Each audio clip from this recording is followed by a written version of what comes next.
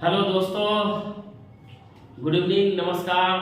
कैसे हैं आप लोग? चाणक्य आर्ट्स क्लासेस में आपका स्वागत है। मैं मुन्ना सर। तो जैसा कि आप लोगों को पता होगा कि हम प्रतिदिन एक नए शुरुआत किया है जो मॉडल पेपर है, और पर सभी सब्जेक्ट का हमने जैसा कहा था कि हर सब्जेक्ट का चैप्टर बाय चैप्टर आपको ऑब्जेक्टिव करवाई जाएगी, ठीक है ना। तो आज हम लोग model paper 2023 exam target 2023 exam, target नहीं, फोड़ देना है 2023 की एग्जाम को, ठीक है। विषय कौन? राजनीतिक विज्ञान। तो आज हम लोग पॉलिटिकल साइंस का कुछ इंपॉर्टेंट ऑब्जेक्टिव क्वेश्चन को देखेंगे, ठीक है ना, और क्वेश्चन विद एनालिसिस करेंगे, देखेंगे कि क्वेश्चन से कौन जरूरत है। बच्चे कहते हैं ना सर पॉलिटिकल में बहुत दिक्कत होती है, बहुत यानी कि समझ नहीं आता, पता नहीं क्या होगा। हिस्ट्री इतना आसान होता था, क्या होता? अरे आसान हो भी है, उससे आसान बना दिया जाता है। देखो कैसे आसान बनता है, बस आप उसको बस देखते रहिए। जिसको भी जो स्टूडेंट पॉलिटिकल में इनको लगता है कि हम सेटिस्फाइड नहीं हो रहे हैं, हम कमजोर हैं, हमें याद नहीं हो रहा है, बस इस वीडियो को बस एक बार बार देखिए, एक बार नहीं बार बार इसको देखिए, दो तीन बार ज्यादा नहीं, बस 2-3 बार देखिए। और आप लोगों जो मेरे स्टूडेंट्स हैं लगभग सभी के पास सारे क्वेश्चन पढ़े होंगे, सब होंगे। जो भी नया लगे आपको उस क्वेश्चन को आप क्या कीजिए, नोट कर लीजिए और उसको देख लेना।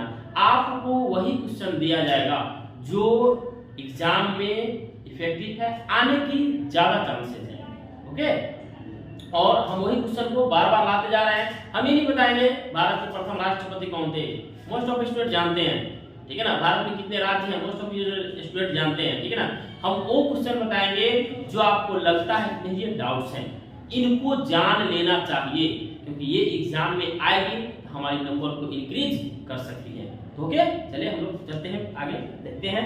तो पहला क्वेश्चन है, चलिए उससे पहले हम लोग एक मोटिवेशन कोटेशन को जान लेते हैं, ठीक है ना। बहुत ही अच्छा है और आप लोग को काफी जो है ना उत्साह, एनर्जी आपको लाएगा अंदर पढ़ने के लिए, और आप जागरूक होइएगा, पढ़िएगा, ओके। चलिए कह रहा है वक्त के साथ बदल जाओ, वक्त के साथ बदल जाओ या फिर बदलना सीखो। समय के साथ सबको बदलना चाहिए, तो वक्त के साथ बदल जाओ या फिर बदलना सीखो। अपनी मजबूरियों को मत कोसो, अपनी मजबूरियों को मत कोसो, हर हाल में चलना सीखो, हर हाल में चलना सीखो। ओके गाइस, तो हम लोगों को अरे मजबूरियां क्या है, सुख दुख तो हम लोग का साथी आता जाता रहता है, ठीक ना। ऐसा नहीं कि आप मजबूर आप, ठीक है ना, वक्त के साथ बदल जाइए। अभी देखिए आप लोग का एग्जाम सर पे आ गया है, ठीक है ना। हम कितने यानी कि समय निकाल करके आप लोग को ऑब्जेक्टिव दे रहे हैं, ताकि आप लोग को पढ़ाया हुआ है फिर जो नए स्टूडेंट हैं उसको मिल जाए, ताकि सबको पूरा हो जाए एग्जाम सर पे, कोई क्वेश्चन छूट ना जाए। वो सभी को हम तैयारी जो है आपको रेगुलर वे में करवा रहे हैं, ओके। तो इसको जो है हम लोग जो भी क्वेश्चंस हैं उसको देखते हैं, ठीक है, कौन सा क्वेश्चन है, ठीक ना। ऐसा नहीं है सर ठंडा है, ये है वो है, सब बहानाबाजी मत कीजिए, ठीक है ना। और आप अपने एग्जाम की तैयारी बेहतर तरीके से कीजिए, क्योंकि एक बार नंबर आ गई, ठीक है ना, तो फिर उसे बदल नहीं सकते हो। अगर उसे बदलना है, बढ़ाना है, घटाना है, ये आपके हाथों में है बाबू, इसके हाथों में है, आपके हाथों में है। इस बात को आप बेहतर तरीके से जानते हैं कि नंबर को हम बढ़ा भी सकते हैं और घटा भी सकते हैं। तो बढ़ाना है, घटाना नहीं है, घटाना तो मन में सोचना भी नहीं है, बस बढ़ाने जितना इंक्रीज हो जाए, ठीक है ना। 80, 90% तोड़ देना है, छोड़ना नहीं है, 90% को तोड़ देना है, समझ गया ना, तब जाकर के काम बनेगी, ठीक है, ओके। चलिए तो आगे देखते हैं, पहला क्वेश्चन मेरा क्या है, चलिए हम इसे मिटा देते हैं।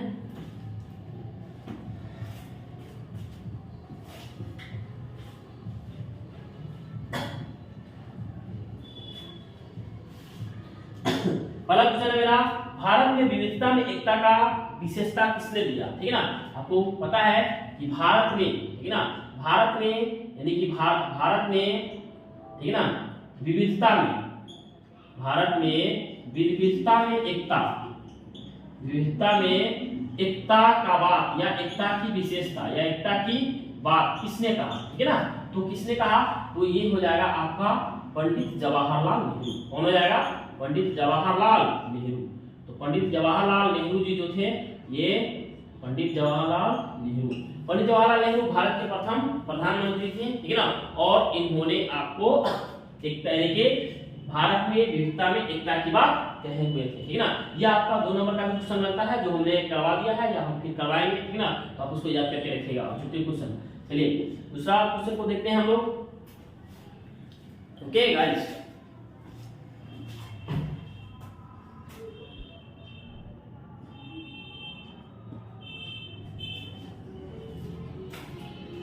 चलिए देखते हैं दूसरे क्वेश्चन को हम लोग देखते हैं बारी बारी से। दूसरा क्वेश्चन है, संविधान की प्रस्तावना में बंधुत्व का आदर्श क्यों रखा गया? बहुत ही अच्छा क्वेश्चन है, आप लोग को इसी तरह से क्वेश्चन को याद रखना है, ठीक है ना। यानी संविधान क्या है, संविधान की प्रस्तावना में, इसमें प्रस्तावना, बहुत ही अच्छा क्वेश्चन है। संविधान की प्रस्तावना में, ओके, संविधान की प्रस्तावना में बंधुत्व बंधुता आदर्श, बंधुता आदर्श, बंधुता आदर्श, बंधुता आदर्श, बंधुता आदर्श क्यों रखा गया? क्यों रखा गया? बंधुता आदर्श क्यों रखा गया, ठीक है ना। तो बंधुता आदर्श क्यों, देखिए बता रहे हैं आपको, पहले जान लेना है कि प्रस्तावना, ठीक है ना। चलिए प्रस्तावना ही बहुत ही, यानी कि टॉपिक है, बहुत ही अच्छा है। संविधान में प्रस्तावना को जान लेना बहुत जरूरी है। हमने तो डिटेल से जो बेसिक क्लासें हुई है उसमें डिटेल से बताया है कि प्रस्तावना क्या है। प्रस्तावना से हमें पता चलता है कि हमारा भारत एकता है, हम एकता के हमारे अंदर भाव व्यक्त होता है, ठीक ना। ये प्रस्तावना हमारे संविधान में लिख दिया गया और प्रस्तावना का ही देन है जो आज तक हमने संविधान के ऊपर किसी भी प्रकार की आंच को नहीं उठाया है। क्लियर, चलिए आगे देखिए। तो ये क्या है, तो इसका आंसर, अगर आंसर की बात करें, ठीक है ना, तो संविधान की प्रस्तावना में बंधुत्व आदर्श की क्यों रखा गया है? ये रखा गया है राष्ट्रीय एकता के लिए। क्या रखा गया है? राष्ट्रीय एकता के लिए रखा गया। किसके लिए बाबू रखा गया है? राष्ट्रीय एकता के लिए रखा गया, ठीक ना। यानी कि क्योंकि हम लोगों ने जब प्रस्तावना हम लोगों ने पढ़ा होगा, तो हम भारत के लोग, ठीक है ना, ऐसे पढ़ते हैं ना, ठीक ना। तो प्रस्तावना में बंधुत्व आदर्श क्यों रखा गया है? तो राष्ट्रीय एकता को बनाए रखने के लिए क्या रखा गया है? राष्ट्र, यानी कि ये बंधुत्व आदर्श रखा गया है। चलिए अगले क्वेश्चन को हम लोग जानते हैं। अगला क्वेश्चन है, संविधान में भारत की किस राज्य को विशेष राज्य का दर्जा दिया गया है, ठीक ना। संविधान देख लीजिए, संविधान में भारत के किस राज्य को विशेष दर्जा दिया गया था? है नहीं, हो गया खत्म, ठीक है ना। विशेष राज्य का दर्जा दिया गया था, तो ऐसा आप लोग जानते हैं, ऐसा राज्य कौन सा है? जम्मू कश्मीर। गुड, बहुत सारे मेरे स्टूडेंट इस क्वेश्चन को जानते होंगे, जम्मू कश्मीर, ठीक है। तो जम्मू कश्मीर को विशेष राज्य का क्या है? दर्जा दिया गया था, ठीक है। और जम्मू कश्मीर में जो विशेष राज्य का दर्जा दिया गया था, तो वह अनुच्छेद जो है ना आपको 370 के तहत क्या है, उसे विशेष राज्य का दर्जा दिया गया था, ठीक ना। और 370 को अब जो है ना वर्तमान समय में क्या है, कैंसिल कर दिया, हटा दिया गया है, ठीक है। चलिए बीजेपी सरकार के द्वारा। आगे देखिए तो जम्मू कश्मीर से क्वेश्चन पूछता है कि जम्मू कश्मीर का संविधान कब लागू हुआ?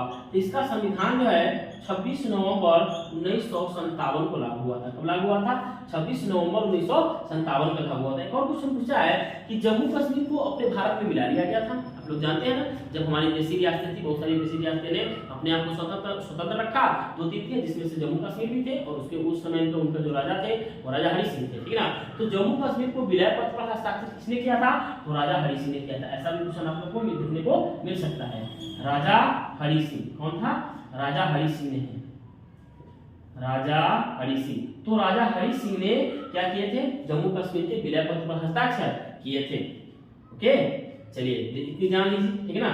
अगर जम्मू कश्मीर की बात करें तो जम्मू कश्मीर को अभी तोड़ करके और 2 केंद्र शासित राज्य, पहले तो राज्य हुआ करते थे, लेकिन अब जो है 2, यानी कि जम्मू कश्मीर और एक लद्दाख में क्या है, विभक्त कर दिया गया है। इसको भी हमको जानना है, जिसके कारण अब हमारे देश में जो है ना राज्यों की संख्या 28 और केंद्र शासित राज्यों की संख्या 8 हो चुकी है, ठीक है। इन बातों को भी याद रखना है, एकदम सिंपल है, कभी पूछ देता है। चलिए अगले क्वेश्चन को जानते हैं। राज्य का पुनर्गठन हुआ था। हम लोग जानते हैं कि राज्यों का क्या हुआ था? पुनर्गठन हुआ था। तो राज्यों का पुनर्गठन क्या है? मतलब कि राज्यों को फिर से गठन किया गया था। ओके, तो राज्यों का जो फिर से गठन किया गया था, राज्य का पुनर्गठन हुआ था, यानी राज्य का पुनर्गठन। तो राज्यों का जो पुनर्गठन हुआ था, पुनर्गठन, ठीक है ना। तो जो राज्यों का पुनर्गठन हुआ था, तो वह आपको राज्यों का पुनर्गठन हुआ था कब? 1956 में, ठीक है ना। 1953 में इसकी आयोग बनी थी, ठीक है ना, 1956 में, ठीक है ना। तो राज्य पुनर्गठन आयोग के अध्यक्ष कौन थे? आपसे पूछ लेगा ये अध्यक्ष कौन थे। इसके अध्यक्ष कौन थे? न्यायमूर्ति फजल अली। आप लोगों ने जानते होइएगा कौन था? न्यायमूर्ति फजल अली। कौन था? न्यायमूर्ति फजल अली, ठीक है ना। तो फजल अली जो थे वो थे आपको क्या मतलब ये आपको राज्य पुनर्गठन आयोग के अध्यक्ष थे। आपसे डायरेक्टली क्वेश्चन पूछा जाएगा कि राज्य पुनर्गठन आयोग के अध्यक्ष कौन थे? तो न्यायमूर्ति फजल अली थे। ओके, चलिए अगले क्वेश्चन को देखते हैं। राज्य पुनर्गठन जब हुआ, ठीक ना, तो राज्य पुनर्गठन में राज्यों का क्या किया गया? फिर से गठन किया गया। तो फिर से गठन किया गया तो उसमें आधार क्या रखा गया था? तो आपसे क्वेश्चन पूछेगा कि राज्य पुनर्गठन का आधार क्या था बाबू? क्या था?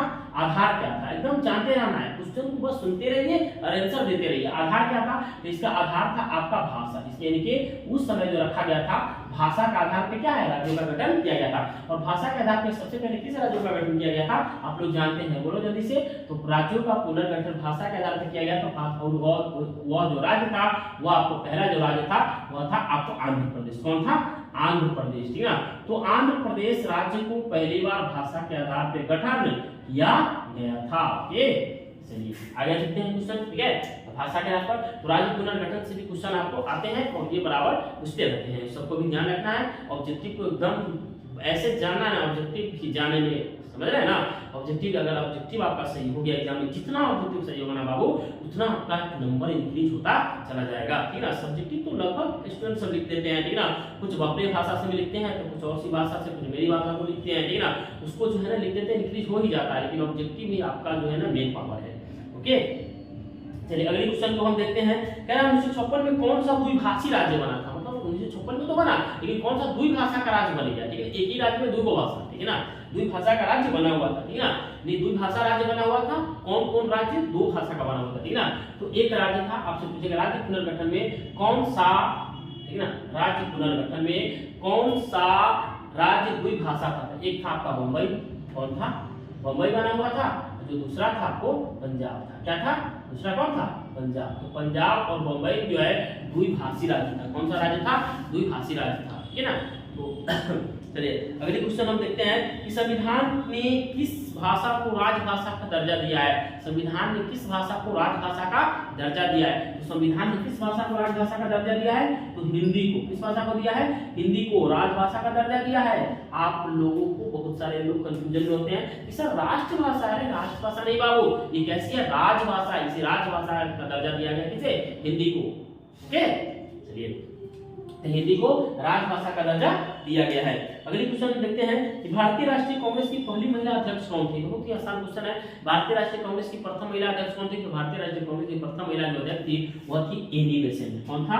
Annie Besant. आप लोग बस उसको नोट करते जाइएगा, एनी बेसेंट। आपसे पूछ लेगा एक और क्वेश्चन, इसलिए हम रिलेशन बताते हैं। तो जबकि भारतीय राष्ट्रीय कांग्रेस की प्रथम भारतीय महिला यानी कि कौन थी? तो ये थी सरोजिनी नायडू। कौन थी?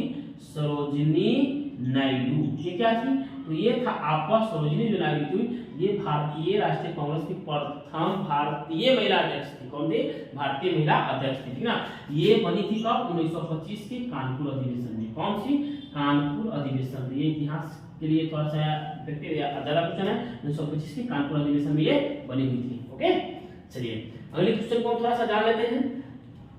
इंपोर्टेंट क्वेश्चन को हम लोग ही जानेंगे, ठीक है ना। अगला क्वेश्चन है कि भाषा को नहीं, देखिए क्वेश्चन सुनिएगा, भाषा को नहीं बल्कि सामरिक महत्व के तत्व को देखते हुए सबसे पहले किस राज्य को रचना हुआ था? मतलब कह रहा है कि भाषा को नहीं देखते थे, सामरिक तत्व को देखते हुए किस राज्य का गठन किया गया था? तो ऐसे राज्य जो थे नागालैंड थे। कौन था बाबू? नागालैंड। ऐसे जो राज्य थे ये भाषा के आधार पर नहीं हुआ था, नागालैंड सामरिक तत्व के आधार पर क्या रहता है? कब क्या था? 1963 में इसका गठन हुआ था, ठीक है। नागालैंड राज्य का गठन 1963 में हुआ था, ठीक है ना। ओके गाइस, तो आज इतना ही। अगले बार फिर से हम इसको कंटिन्यू करेंगे, ठीक है ना। अभी में बहुत सारे क्वेश्चन को देखना है। आप इतने क्वेश्चन को अगर लग रहा है कि हमें याद है तो आप रिवाइज कर लीजिए, वीडियो को देखते रहिए, ठीक है ना। और ये कंटिन्यू आज से वीडियो आती रहेगी, ठीक है ना। सभी विषयों का, हिस्ट्री हो गया, पॉलिटिकल हो गया, सोशल साइंस, ज्योग्राफी जो भी होगी सब आपको आता रहेगा, ठीक है ना। और चैनल को सब्सक्राइब कर लीजिए ताकि आपको जो भी नोटिफिकेशन जल्दी से हो आपको मिल जाए। ओके। चलिए, और चैनल को सब्सक्राइब करते रहिएगा, इसको लाइक कीजिए और शेयर कीजिए अपने दोस्तों को, जो जरूरतमंद लोग हैं, जो आपका जरूरत दोस्त हुआ, जो इस सवाल एग्जाम देने वाले हैं, उसको वीडियो देखिए, उसको